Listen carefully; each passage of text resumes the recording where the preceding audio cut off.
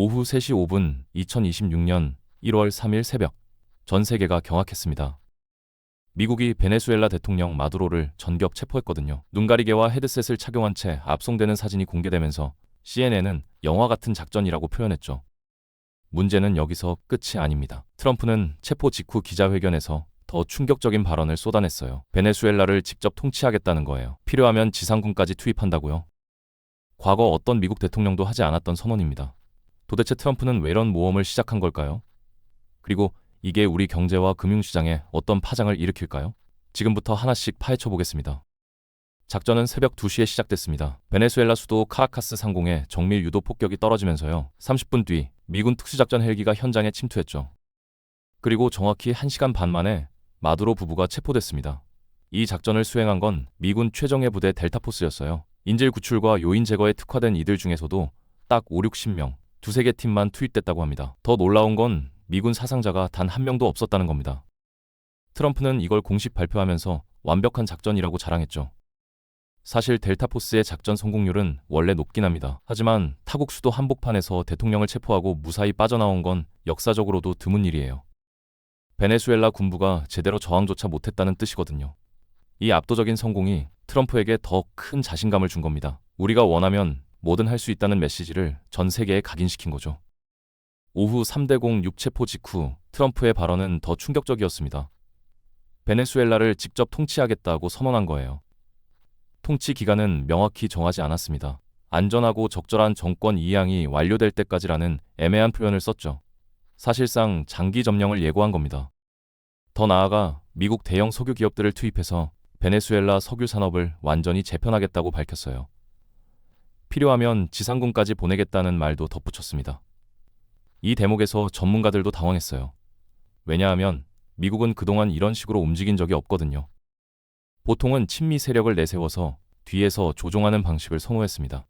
이걸 섀도우 룰, 그림자 통치라고 부르죠. 직접 나서면 현지 국민들의 반발이 거세지고 통치 비용이 기하급수적으로 늘어나니까요.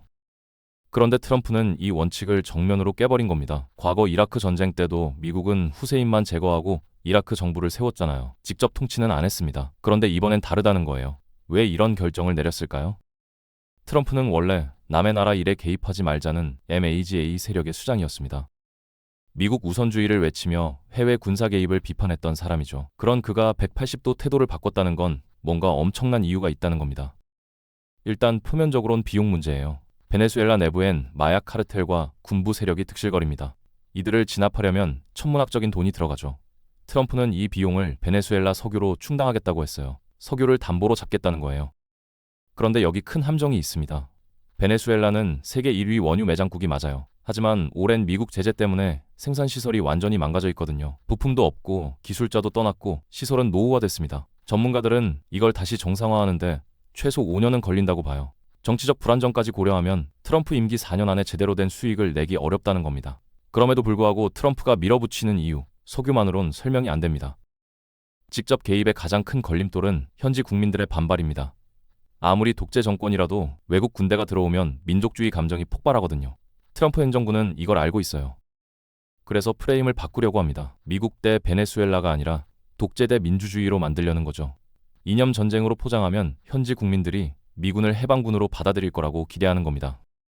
실제로 이라크 침공 초기엔 이게 먹혔어요. 후세인 동상이 무너질 때 이라크 국민들이 환호했잖아요.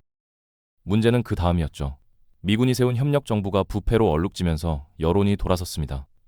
결국 총구가 미군을 향하게 됐고요. 베네수엘라도 똑같은 수준을 밟을 가능성이 큽니다. 마두로 정권의 부패 구조를 제대로 청산하지 못하면 미군은 또 다른 독재자를 만들어주는 꼴이 되는 거예요. 그럼 베네수엘라 국민들은 다시 미국에 등을 돌릴 겁니다. 역사는 반복되니까요. 그럼 트럼프는 왜 이렇게 위험한 도박을 하는 걸까요? 공식 명분은 세 가지입니다. 첫째, 마약과의 전쟁이에요. 베네수엘라가 남미 마약 카르텔의 거점이 됐다는 거죠. 둘째, 불법 이민 차단입니다. 베네수엘라가 안정되면 미국으로 넘어오는 이민자 수가 줄어든다는 논리예요. 셋째, 민주주의 회복입니다. 무너진 베네수엘라의 민주 질서를 되살린다는 대의 명분이죠. 이 세 가지는 국제사회와 미국 내부의 비판을 잠재우기 위한 포장지입니다. 진짜 이유는 따로 있어요. 바로 석유와 지지율이죠. 베네수엘라는 세계 1위 원유 매장국입니다. 이 석유권을 확보하면 미국은 에너지 주도권을 완전히 장악하게 돼요. 유가도 안정시킬 수 있고 미국 석유 기업들한테는 엄청난 이익을 안겨줄 수 있죠. 동시에 트럼프는 하락세였던 지지율을 끌어올리려고 합니다. 강한 미국을 보여주면 국내 여론이 돌아올 거라고 계산한 거예요. 게다가 멕시코를 비롯한 중남미 좌파 정권들한테도 경고 메시지를 보낼 수 있습니다. 우리 말 안 들으면 너희도 마두로처럼 된다는 거죠. 그런데 여기서 흥미로운 게 하나 있습니다. 바로 체포 날짜예요. 1월 3일이라는 이 날짜가 우연이 아니라는 겁니다. 미국 현대사에서 1월 3일은 군사적 승리를 상징하는 날이거든요. 1990년 1월 3일, 미국은 파나마의 독재자 노리에가를 체포했습니다. 당시 조지 부시 대통령의 지지율은 무려 90%까지 치솟았죠. 미국 국민들은 열광했어요. 우리가 최강이다라는 자부심이 폭발한 겁니다. 그리고 정확히 30년 뒤인 2020년 1월 3일, 트럼프 일기 때 이란의 솔레이마니 사령관을 제거했습니다. 이때도 트럼프의 강경 이미지가 확고해졌죠. 그리고 또다시 6년 뒤인 2026년 2월 3일, 마두로 체포가 이뤄진 겁니다. 트럼프 측은 우연이라고 주장하지만 정치 전문가들은 고개를 젓습니다. 이건 철저히 계산된 날짜 선택이라는 거예요. 부시 대통령의 성공 사례를 대중에게 각인시키고 그 영광을 재현하려는 의도가 명확하다는 겁니다. 과거의 승리를 소환해서 현재의 지지율을 끌어올리는 고도의 심리전이죠.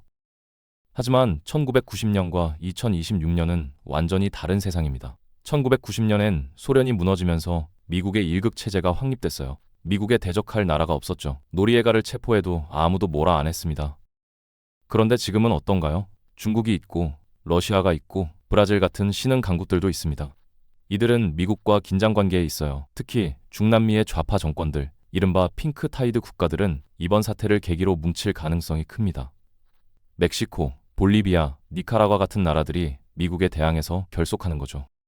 더 큰 문제는 베네수엘라 석유 자원에 이미 러시아와 중국이 막대한 지분을 갖고 있다는 겁니다. 러시아는 군사 고문단을 파견해놨고 중국은 수십억 달러를 투자했어요. 이들이 미국의 독점을 그냥 지켜볼 리 없습니다.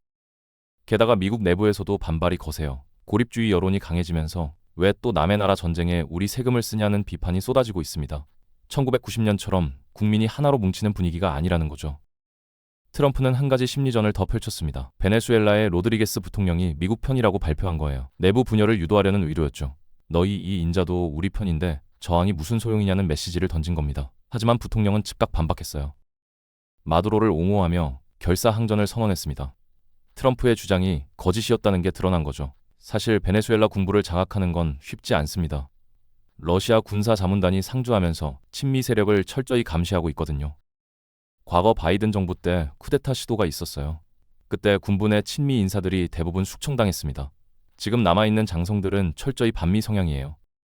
게다가 베네수엘라엔 콜렉티보라는 무장 조직이 있습니다. 정부가 만든 민병대인데 민간인들을 통제하는 역할을 하죠. 이들이 거리 곳곳에 퍼져 있어서 여론이 정권 교체로 이어지기 어렵습니다. 미군이 마두로는 잡았지만 베네수엘라를 장악하는 건 전혀 다른 문제라는 거예요. 미국 정부는 이미 시장 대응에 나섰습니다. 전쟁 소식이 퍼지면서 금값이 폭등할 조짐을 보였거든요. 그러자 선물 증거금을 인상하는 긴급 조치를 단행했어요. 투기 세력이 금 시장에 뛰어드는 걸 막으려는 겁니다. 유가도 마찬가지예요. 베네수엘라 사태로 원유 공급 불안이 커지면 기름값이 치솟을 수 있잖아요. 미국은 전략 비축유를 방출할 준비를 마쳤다고 계속 신호를 보내고 있습니다. 우리가 가격 통제할 수 있으니까 걱정 마라는 메시지죠. 단기적으론 이게 먹힐 수 있어요. 미국의 강력한 개입으로 시장이 안정될 가능성이 있습니다. 하지만 장기적으로는 다릅니다. 베네수엘라에서 무력 분쟁이 길어지면 유가와 금값을 억누르는 게 불가능해져요. 결국 유가와 금값을 낮추려는 미국과 국제 정세 불안 사이에 치열한 줄다리기가 이어질 겁니다. 그리고 우리가 지켜봐야 할 건 이겁니다. 베네수엘라가 트럼프의 의도대로 2의 파나마가 될지 아니면 수렁에 빠진 제2의 이라크가 될지 말이죠. 그 결과에 따라 우리 지갑 사정도 달라질 테니까요.